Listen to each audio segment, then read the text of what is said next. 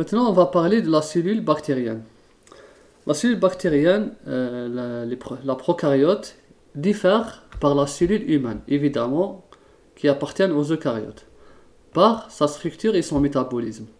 Ici, prokaryote, je ne sais pas si ce terme est nouveau pour vous, mais les prokaryotes, c'est-à-dire que c'est des organismes unicellulaires.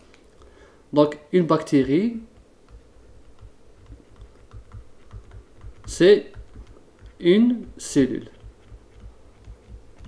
Quand on parle de bactéries, on est en train de parler d'une seule cellule. Par contre, les eucaryotes, c'est c'est-à-dire les cellules animales.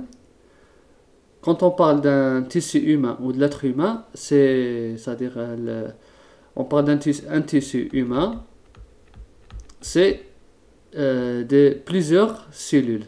D'accord? C'est des milliards et des milliards de cellules. Donc, beaucoup de cellules, on va dire beaucoup de cellules. C'est ça la différence entre les cellules animales et les cellules bactériennes. Donc là, c'est juste pour dire prokaryote, c'est une seule cellule, eucaryote, c'est plusieurs cellules. Et d'un point de vue biochimique, on a une très grande différence entre la cellule humaine. Vous pouvez voir la cellule humaine dans la partie membrane et action des médicaments. Donc la cellule humaine, je vais la représenter schématiquement ici. Là, c'est la cellule humaine. J'ai ici bien sûr un noyau.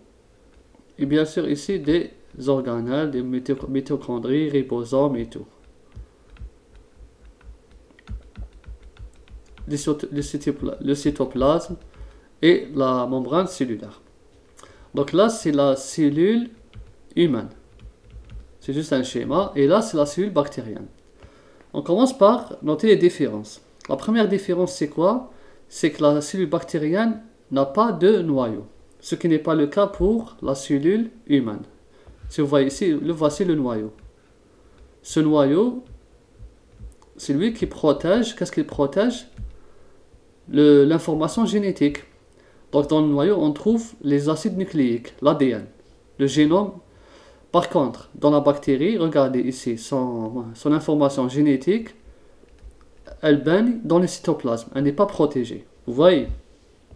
Donc, si son ADN n'est pas protégé par un noyau, donc forcément, elle doit avoir une protection. Où est cette protection? Dans ces membranes. Regardez, la cellule bactérienne, la cellule humaine, on a dit qu'elle possède une seule membrane, c'est-à-dire qui empêche le milieu extérieur de rentrer dans, c'est-à-dire qui empêche le transfert entre le milieu extérieur et le milieu intérieur par, c'est-à-dire selon un gradient. On a déjà vu ça. Donc la membrane, elle protège l'intérieur d'une cellule.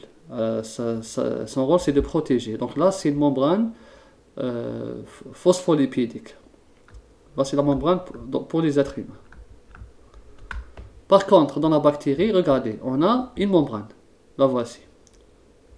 Elle ressemble à celle des espèces humaines. C'est une membrane plasmique. Ensuite, juste après cette membrane, on a une paroi. Vous voyez, donc là, on a une deuxième protection. Là, c'est une paroi.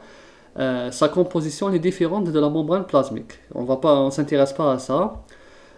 C'est une autre substance qui protège. Donc, on a la membrane plasmique plus une paroi. Vous voyez, donc, la cellule bactérienne, elle est protégée par, on va dire, par deux murs. On a deux murs. Là, on a un seul mur pour protéger l'intérieur d'une cellule humaine. Dans la bactérie, nous avons deux murs. Donc, on a une double protection. Double protection pour la cellule bactérienne.